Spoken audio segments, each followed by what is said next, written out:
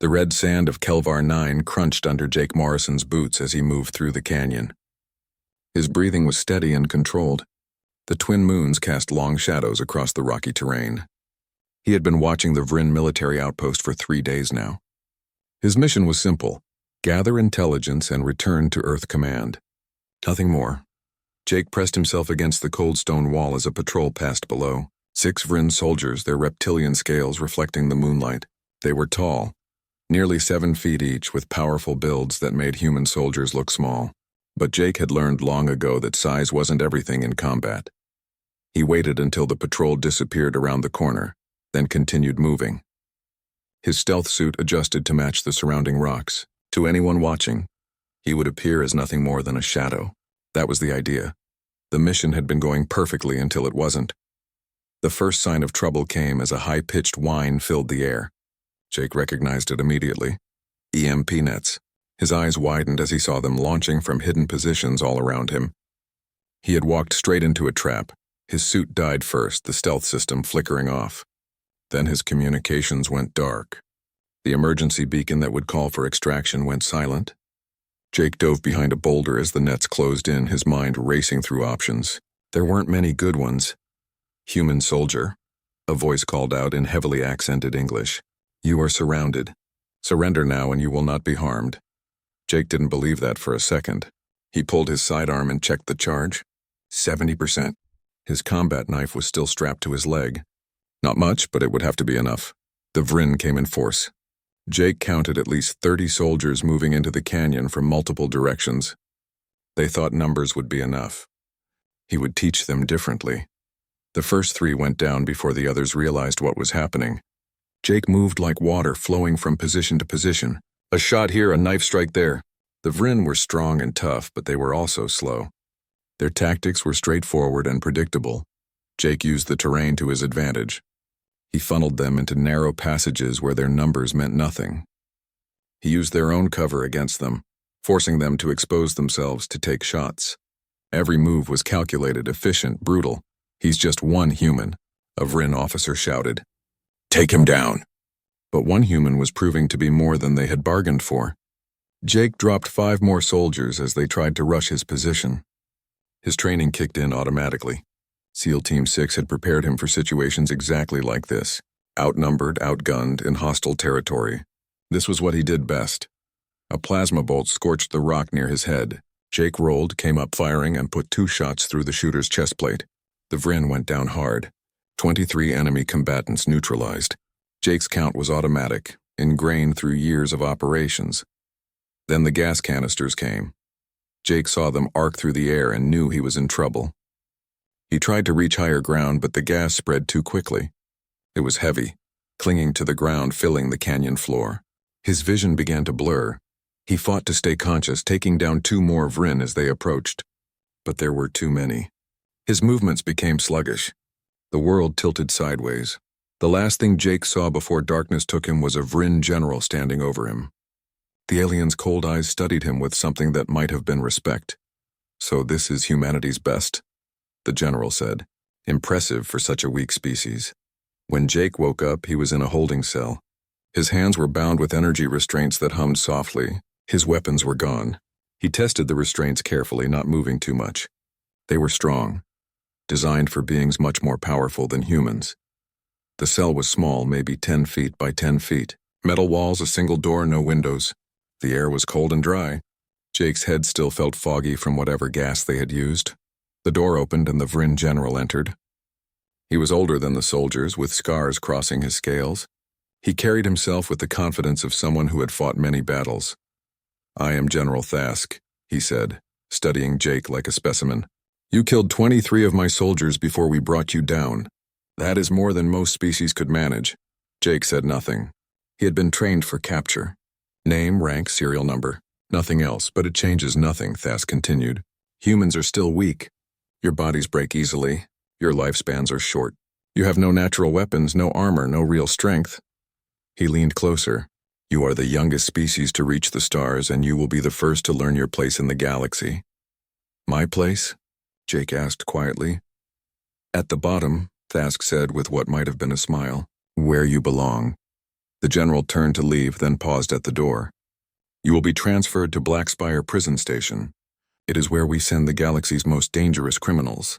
You will spend the rest of your short life there, human. A warning to your people about the cost of defiance."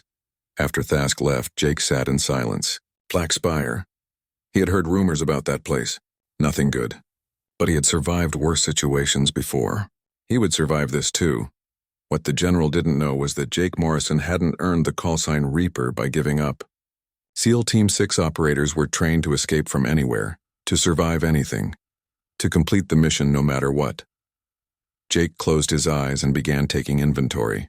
The cell, the restraints, the patrol patterns he had already noticed. Every piece of information was a tool. Every weakness was an opportunity.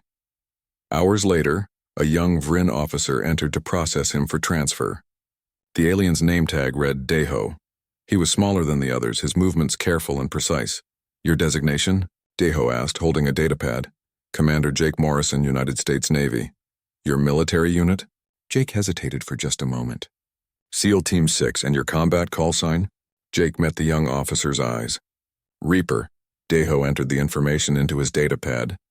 As soon as he input the name Reaper into the prison network, alarms began flashing across 14 different alien intelligence databases throughout the galaxy. Deho stared at his screen in confusion as warning flags appeared. Threat level assessments, classified file markers, restricted access notifications. "What is this?" he muttered, trying to access the files. Most were locked, but the fragments he could read made his blood run cold. Operation Silent Dawn. 34 hostile eliminations, 0 casualties. Solo extraction of 12 hostages from a fortified position. Keltharian incident. Neutralization of terrorist cell. 17 confirmed kills in under 4 minutes. Proxima raid. Asset recovery from enemy vessel. No survivors among hostile force. The list went on, and these were just the operations that had been partially declassified. Deho realized with growing horror that they hadn't captured a soldier. They had captured something else entirely. He looked at Jake Morrison with new eyes. The human sat calmly in his restraints, not struggling, not panicking, just waiting, like a predator in a trap, patient and calculating. "Sir," Deho said quietly, "I think we may have made a mistake, but it was too late." The transfer orders were already approved. Jake Morrison, callsign Reaper, was bound for Blackspire. The galaxy was about to learn what humanity's special operations forces could really do. The transport ship shuddered as it docked with Blackspire. Jake watched through the small viewport as the prison station came into view. It was massive, a dark tower of metal spinning slowly in space around a dying red star. The star's light made everything look like it was covered in blood. 6 other prisoners sat chained in the transport bay with him. They were all different species. One looked like a giant insect. Another was covered in blue scales. A third had 4 arms and eyes that glowed in the dark. They all looked dangerous. They all looked at Jake like he was prey. The human was the smallest being in the transport. That was something Jake had gotten used to since humanity joined the galactic community. Most alien species were bigger, stronger, tougher. But SEAL training had taught him that those things didn't matter as much as people thought. The docking clamps engaged with a heavy thunk. Vrin guards entered the bay, their weapons ready. They processed the prisoners one by one, scanning them, cataloging them, assigning them to cell blocks. When they reached Jake, one of the guards laughed. "A human? In Blackspire? You'll be dead by morning, little thing." Jake said nothing. He had learned that silence often told you more about your enemies than words ever could. They led him through corridors of metal and composite materials. The station was huge. Jake counted the turns, the distances, the guard positions, always gathering information, always planning. The main cell block was a massive open space, 5 stories tall with cells lining every wall. In the center was a large common area where hundreds of prisoners gathered. The noise was overwhelming. Alien languages mixing together. The sound of violence. The smell of too many beings living in too small a space. A Vrin processing officer sat behind a reinforced desk. He barely looked at Jake as he pulled up his file. Name? Jake Morrison. Species? Human. Crime? Jake didn't answer. The officer looked up, annoyed, then checked his screen.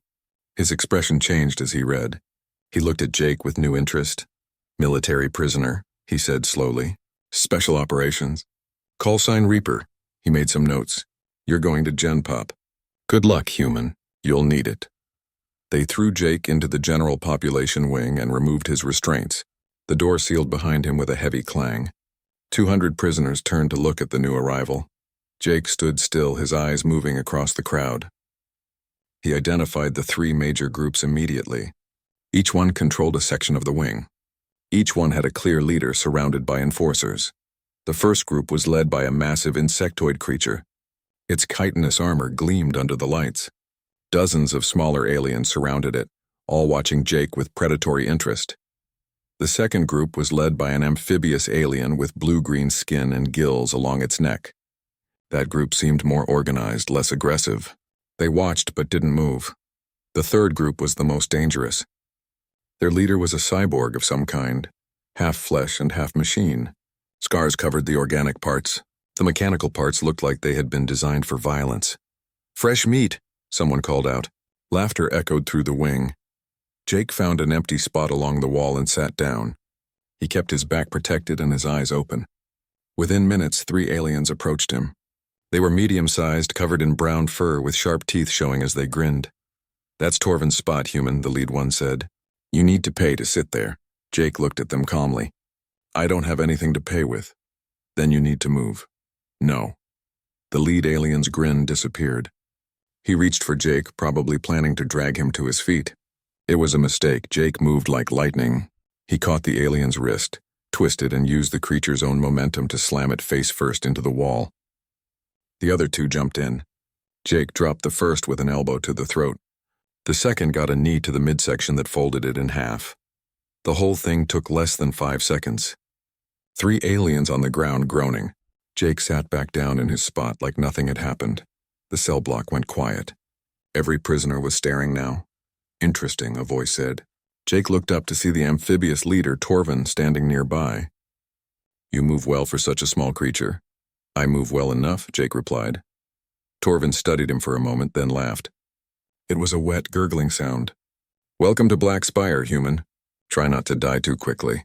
It's more entertaining when the new ones last a while." That night, Jake didn't sleep. He couldn't afford to. Instead, he watched. He learned the rhythms of the prison. Guard changes every 8 hours. Meals at fixed times. Lights that never fully went out. He also learned about the power structure. The insectoid leader was named Kryn. He ruled through fear and violence.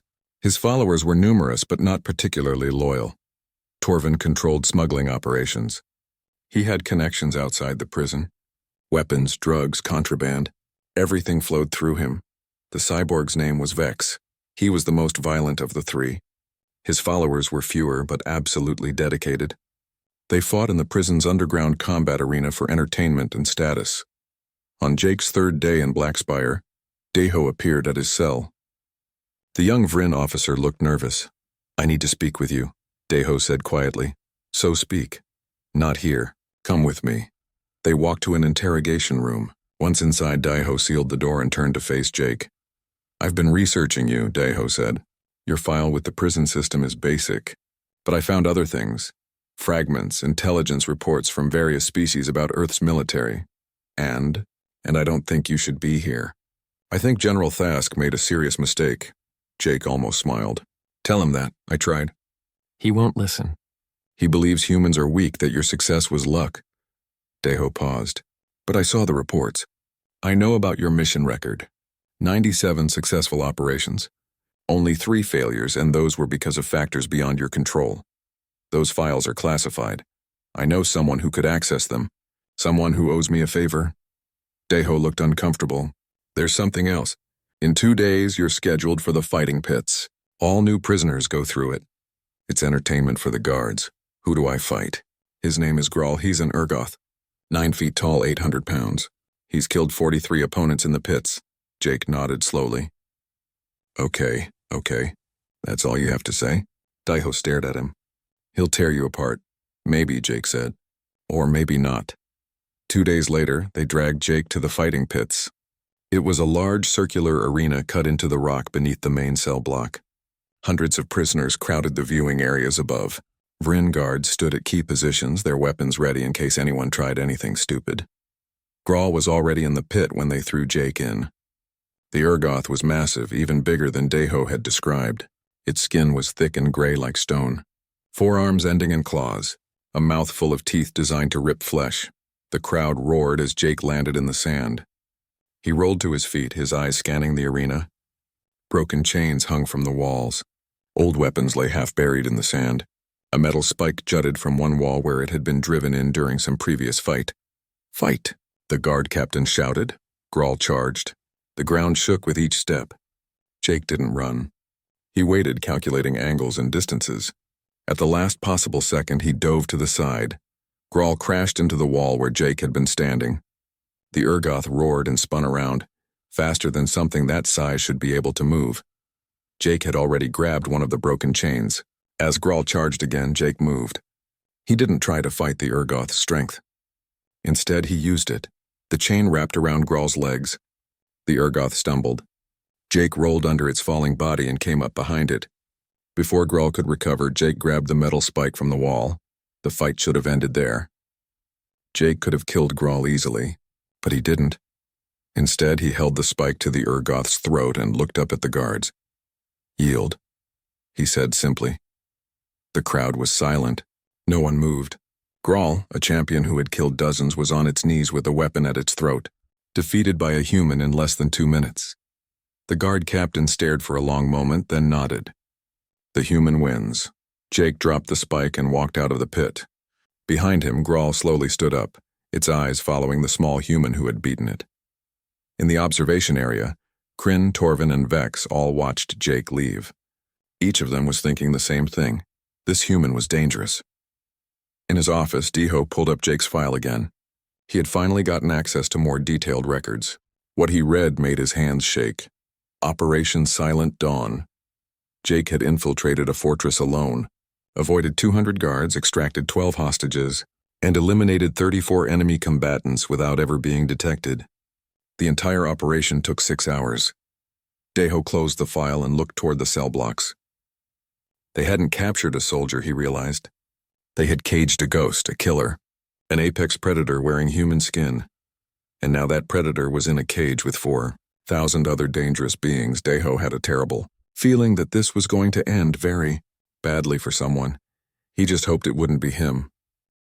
3 weeks passed in Blackspire, and Jake Morrison became a problem that none of the faction leaders knew how to solve. He refused every offer to join their groups. Kryn sent his lieutenants with promises of protection and status. Jake declined. Torvin offered information and resources. Jake said no. Even Vex, who rarely recruited anyone, sent word that the human would be welcome in his fighting crews. Jake turned them all down. He stayed neutral, kept to himself, and survived. But that neutrality made him dangerous. In Blackspire, everyone belonged to someone, everyone except Jake. That made the other prisoners nervous. Jake spent his days learning. He found 3 other humans in the prison, scattered across different wings.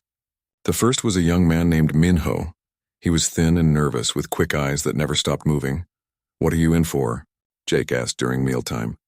They sat at a table in the common area, away from the major faction territories. "Unauthorized AI research," Minho said quietly. "That's what they charged me with." "Really, I worked for Earth Intelligence Division. I was tracking Vryn military communications. They caught you, caught me, framed me, buried me here." Minho looked around nervously. "I've been here 6 months. I keep my head down, fix things for Torvin's people. It keeps me alive." "You're a hacker," Jake said. It wasn't a question. Minho's eyes widened slightly. I don't have access to anything here. But you could if you did." "Maybe. Why?" Jake didn't answer directly. "Who else is human in here?" The second human was named Hyunwoo.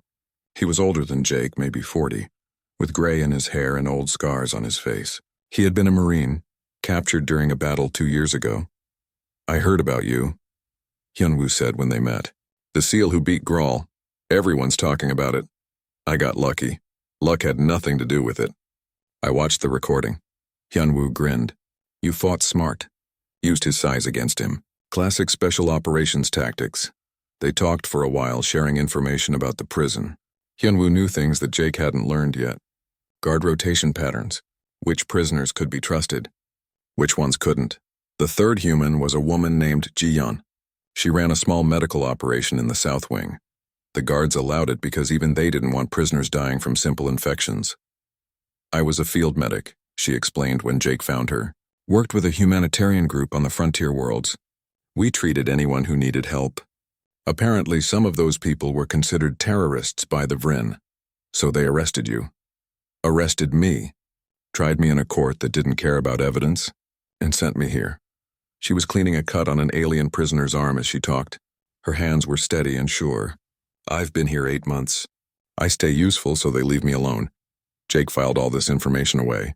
3 humans, each with valuable skills, each imprisoned for reasons that had nothing to do with real crimes. On his 23rd day in Blackspire, someone tried to poison him. Jake felt it immediately when he drank from his water ration. A slight burning sensation, a strange taste. His SEAL training included resistance to poisons and toxins. He knew the signs, he didn't react. He drank the water normally, then went back to his cell. Once alone, he forced himself to vomit. Most of the poison came up. What remained, his body would filter out. It would make him sick, but not kill him. The question was, who did it? Jake spent the next 2 days observing. He watched the kitchen workers. He tracked who had access to the water distribution. He followed the supply chains through the prison. It took him 72 hours to trace everything back to Vex's faction. One of the cyborg's lieutenants controlled the water supply for Jake's wing. That lieutenant got his orders from a being named Rothak, one of Vex's top enforcers. Jake didn't confront anyone. He didn't make accusations. Instead, he acted first. He sabotaged the supply chain. Small things. A contaminated water filter here, a broken distribution valve there. Nothing that could be traced back to him. But suddenly, Vex's faction couldn't control the water supply anymore. Second, he started a rumor. A quiet word here, a suggestion there. Soon everyone believed that Rothak had been skimming supplies meant for Vex himself. It wasn't true, but truth didn't matter in Blackspire. Perception was everything. Third, he waited. Within a week, Vex's organization started falling apart from the inside. Rothak was found in the exercise yard with 2 broken arms and a shattered kneecap. His injuries looked like an accident. No one could prove otherwise. 10 more of Vex's top people suffered similar accidents over the next few days. Broken bones, torn ligaments, shattered joints. Nothing that would kill them, but enough to take them out of action. The guards never caught Jake doing anything wrong. The security sensors never recorded him near any of the incidents. He was a ghost, just like in his previous operations. Vex himself finally figured it out. The cyborg cornered Jake in a maintenance corridor one evening. "You did this," Vex growled. His mechanical parts whirred as he moved closer. "My organization. You destroyed it." "Your lieutenant tried to poison me," Jake said calmly. I responded, "By crippling 11 of my people? I could have killed them. I didn't. Consider it a message." Vex stared at him for a long moment. Then, surprisingly, he laughed. It was a harsh, mechanical sound. "You're either very brave or very stupid, human. Neither. I'm just someone who doesn't like being poisoned." "Fair enough." Vex turned to leave, then paused. "Stay out of my way, Reaper. Next time I won't be so understanding." After Vex left, Jake allowed himself a small smile. The cyborg had used his call sign. Word was spreading. That was good. On day 31, everything changed. A supply ship docked at Blackspire for the weekly delivery. Usually, this was a routine event. Supplies came in, guards processed them, life continued.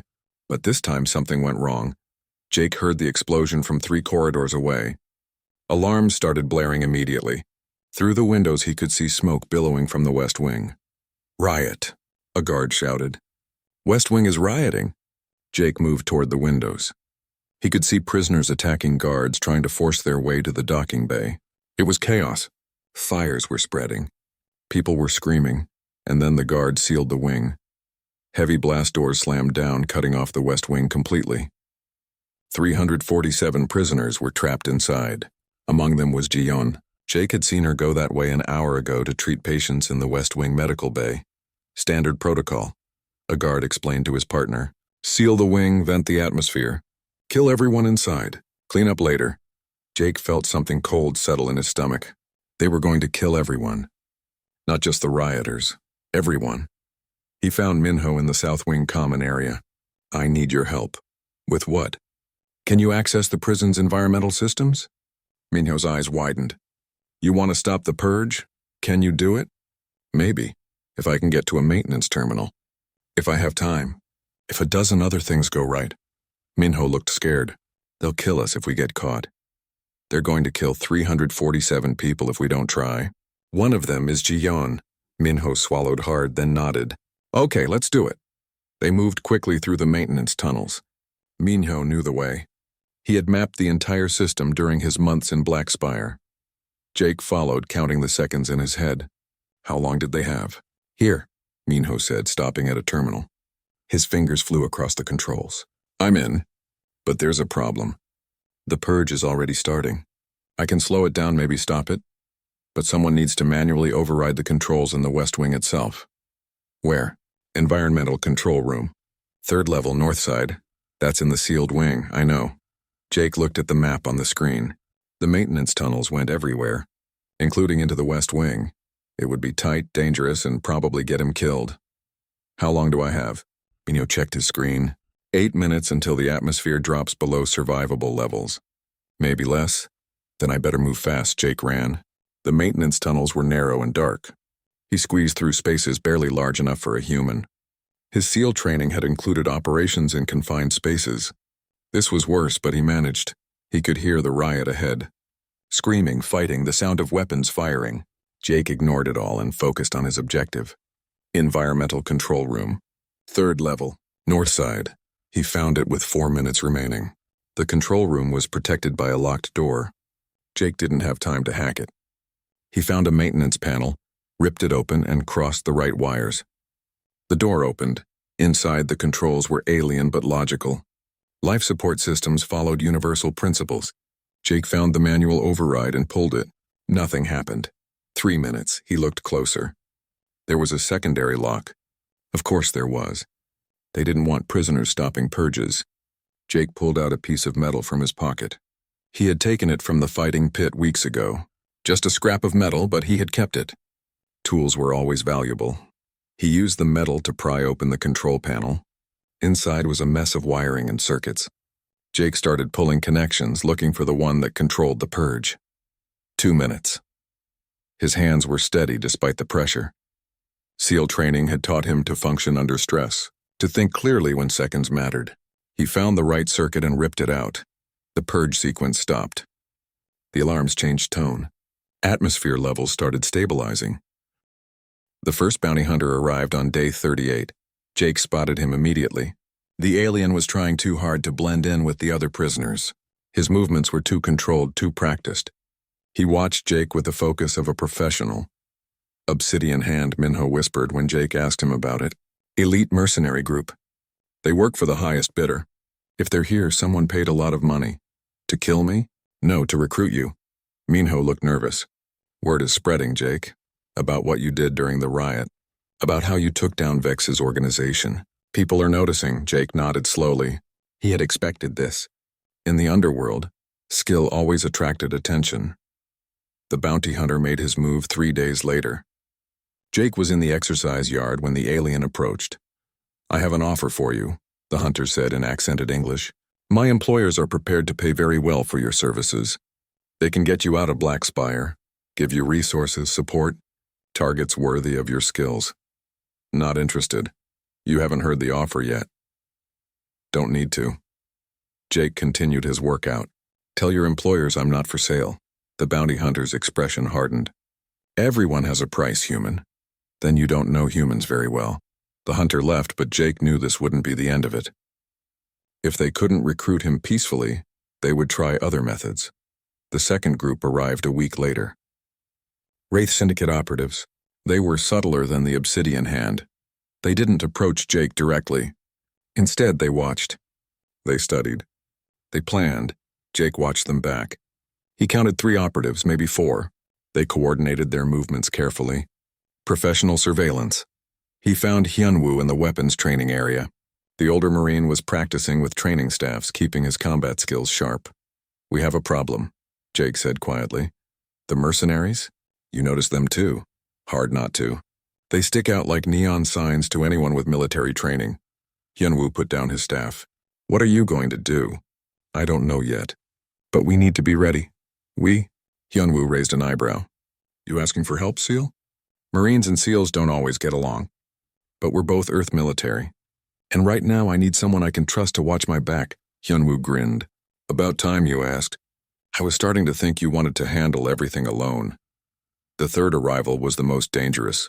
Jake didn't see this one coming until it was almost too late. He was in the maintenance tunnels checking a route he had mapped earlier, when something moved in the shadows. Jake spun, his hands coming up in a defensive position. A figure emerged from the darkness. It was tall and impossibly thin, with gray skin and eyes that seemed to absorb light. It moved without sound. Vel, Jake said quietly, recognizing the species.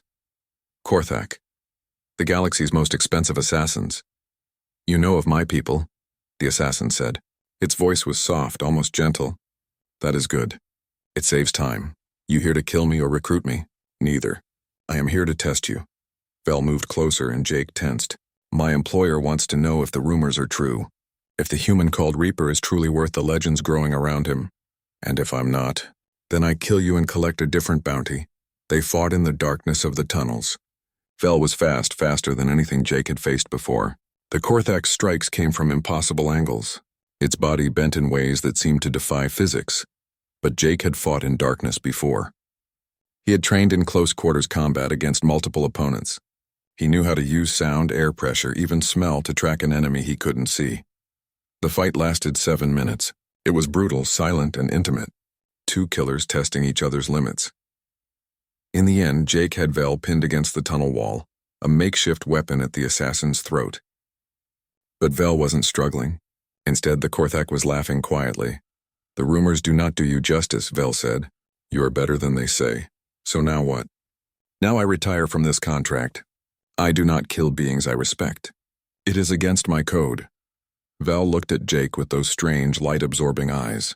Be careful, human. Others are coming. Not all of them will be as honorable as me. Vel disappeared into the darkness, leaving Jake alone in the tunnel. When Jake returned to his cell, he found Minho waiting for him. I found something, the hacker said nervously. Something bad. Show me. Minho had broken into the prison's computer system. It had taken him weeks, but he had finally accessed the restricted files. What they showed made Jake's blood run cold. Blackspire wasn't just a prison. It was a research facility. The files showed medical experiments, neurological studies, behavioral modification programs. The Vryn were using prisoners as test subjects. They were trying to understand how different species thought, how they fought, how they could be controlled. Look at this, Minho said, pulling up another file. These are political prisoners, scientists, engineers, people who oppose the Vryn Empire's expansion. They're not criminals. They're threats to Vryn power. Jake scrolled through the files. He saw names, species, crimes that weren't really crimes. A picture was forming in his mind. Blackspire was a tool of oppression, a way to silence dissent and gather intelligence at the same time. We need to expose this, Jake said. How? We're locked in a prison station in the middle of nowhere. No communications. No way to contact the outside. There's always a way. Jake looked at Minho. Can you broadcast a signal if you had the right equipment? Maybe, if I could access the station's main communication array. But that's in the command center. Heavily guarded. No prisoner has ever gotten close. Jake smiled slightly. No prisoner except me. Over the next 2 weeks, Jake quietly recruited a team. Hyunwoo, Minho, and Jiyeon formed the core. But they needed more. They found Yoonji in the North Wing. She was a pilot imprisoned for refusing to transport Vryn military cargo to a war zone. She was small and fierce with sharp eyes that missed nothing. You want me to do what? She asked when Jake explained the plan. Help us escape. We'll need someone who can fly if we manage to steal a ship. That's insane. Probably. You in? Yoonji thought for a moment, then grinned. Hell yes. I've been stuck in here for 8 months. Let's make some trouble. They found Kyung-soo next. He was an intelligence analyst framed for espionage. He was quiet and methodical, with a gift for seeing patterns others missed. The guard rotations, Kyung-soo explained to the group. They follow a pattern. Every 6 days there's a 15-minute gap in sensor coverage during the shift change. If you're going to move, that's when. The last recruit was So-min. She was a demolitions expert, accused of terrorism for destroying a Vrin mining operation that was poisoning a colony world's water supply. I can make bombs from almost anything, she said matter-of-factly. Give me the right materials and I can blow a hole through anything in this station. With the team assembled, they began planning in earnest. But Jake knew they couldn't just escape. They needed to expose what was happening at Black Spire. They needed evidence that would reach the Galactic Council. Minho worked on hacking deeper into the system. He found files that were even more disturbing. Experiments in memory extraction, biological weapons testing, forced genetic modification. This is evil, Jian said quietly as she read the reports. They're torturing people in the name of science. Then we make sure the galaxy knows, Jake replied. But exposing the truth meant staying longer. It meant taking bigger risks, and it meant dealing with the fact that General Thask himself was coming to Black Spire. Deho brought the news to Jake in private. The general arrives in 3 days, Deho said. He's bringing a Vrin Inquisitor named Shale. They're going to use neural extraction on you. What's that? It's a process that pulls information directly from your brain. Every memory, every piece of training, every tactical method, you know. They want to learn how Earth trains its special operations forces. Deho looked sick. The process will leave you a vegetable. No memories, no personality, nothing. Can they do that legally? The Vrin don't care about legality, not when it comes to military intelligence. Deho hesitated. I'm sorry, Jake, I tried to stop this. But Thask won't listen. Jake was quiet for a long moment. Then he looked at Deho. Can you get me information about the general's arrival? Timing, security, everything? Why? Because if they're going to make a move, I need to make mine first. That night, Jake gathered his team in a hidden maintenance room. He laid out the plan. It was risky. It was probably suicidal, but it was their only chance. When Thask arrives, the station's security will be focused on him, Jake explained. That's when we move. Minho hacks into the main system and uploads all the evidence to every communication channel he can access. Kyung-soo creates diversions to split the guard forces. Somin plants charges at strategic points. Yoonji gets to the docking bay and preps a ship. Hyun-woo and Ji-yeon secure the medical wing and free the experimental subjects. What will you be doing? Hyun-woo asked. I'm going after Thask. We need him alive to testify. And I need to make sure he doesn't destroy the evidence. That's a suicide mission. Maybe. But it's the mission. Ji-yeon looked at him. You were never planning to just escape, were you? This was always about exposing the truth. Jake met her eyes. I took an oath. To protect and defend. That doesn't end just because I'm in prison. The team was quiet. Then one by one they nodded. We're with you, Yoonji said. All of us. General Thask stood in the main yard of Black Spire, surrounded by 4,000 prisoners. He had ordered them all brought out to watch. He wanted every being in this prison to see what happened to those who defied the Vrin Empire. Jake Morrison stood in the center of the yard, his hands bound with energy restraints. 2 guards held his arms. The neural extraction chair waited nearby, a terrible device of metal and wires. This is what happens to enemies of the Vrin, Thask announced, his voice amplified across the yard. This human thought he was special, thought his skills made him untouchable. Today we will extract everything he knows and leave him an empty shell. The prisoners were silent. Some looked away. Others watched with cold interest. But Jake's team knew what was really happening. This wasn't an execution. It was the trigger. Jake caught Minho's eye across the yard. A tiny nod. Then everything happened at once. The lights went out. Emergency systems flickered. Alarms started blaring across the station. The gravity fluctuated, causing guards and prisoners to stumble. What is happening?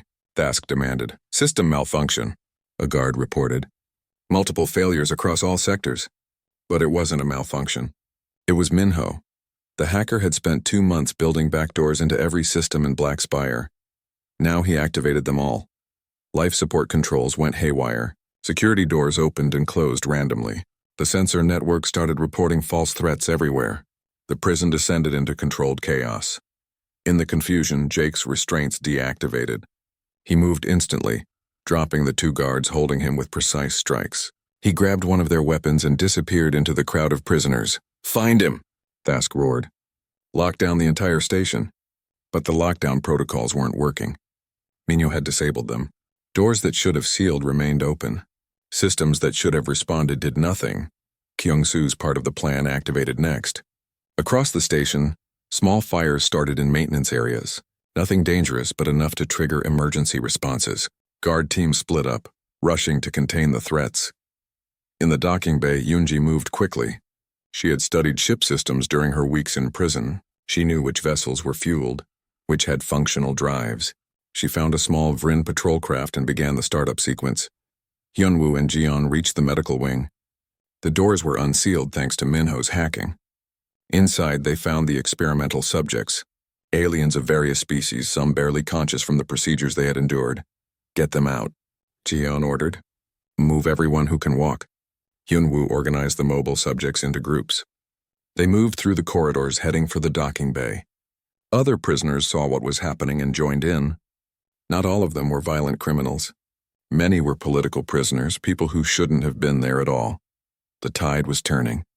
Jake made his way through the station toward the command center. He moved through maintenance tunnels, avoiding the main corridors where guards were searching. His SEAL training guided every move. Silent, efficient, invisible. He found Daeho in a side passage. The young Vrin officer was helping prisoners evacuate.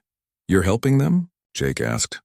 "I won't serve a system built on torture and lies," Daeho replied. "My honor means nothing if I defend monsters." Thask is heading to the command center. He'll try to destroy the evidence. Then stop him. Daeho handed Jake a security card. "This will get you through the restricted doors. Go." Jake ran. The command center was 3 levels up. He took a maintenance shaft, climbing quickly. Behind him, he could hear the sounds of the breakout spreading. Prisoners fighting guards, people escaping. The prison was falling apart. In the command center, General Thask stood before the main computer terminal. He was trying to wipe the files, erase the evidence of what Black Spire really was. "Access denied," the computer said. "Override," Thask commanded. "Authorization Thask 77 Alpha." Override rejected. System control transferred to external user. Thask spun around as Jake entered the room. 3 guards moved to intercept, but Jake was faster. He dropped them in seconds with a combination of strikes and the stolen weapon. "You," Thask growled. "You did all this." "I had help," Jake replied. "Minho locked you out of the system.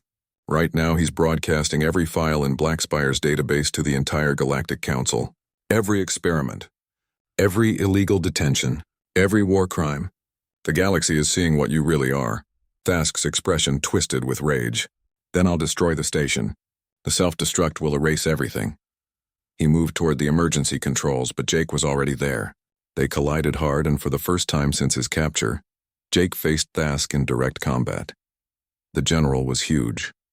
Stronger than any human. His reptilian scales were like armor. His claws could tear through metal. But Jake had fought bigger opponents before. Size wasn't everything. Jake moved like water. When Thask swung, Jake wasn't there. When Thask tried to grab him, Jake slipped away. He used the command center's equipment against the general. A thrown monitor to the face. A chair to trip him up. A support beam to dodge behind. "Stand still and fight," Thask roared. "Why? I'm winning this way." Jake was faster, smarter, more adaptable. Every move Thask made was predictable. Every attack followed standard Vrin combat doctrine. Jake had studied that doctrine. He knew its weaknesses. He waited for the right moment. Thask overextended on a lunge, trying to corner Jake. Instead, Jake rolled under the attack and came up behind the general. He grabbed a power cable from a damaged console and wrapped it around Thask's neck. "Not to kill. To control." "Stop," Jake said quietly, "or I'll increase the voltage." Thask froze. He could feel the electricity coursing through the cable. "One surge and it would be over." "You can't defeat the Vrin Empire," Thask said. "We are too powerful. Too many.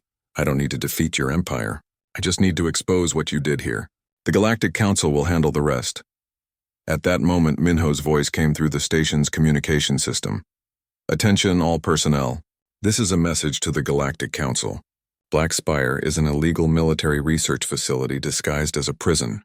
The Vrin Empire has been conducting unauthorized experiments on sentient beings. Evidence is being transmitted on all frequencies, coordinates included. We request immediate intervention."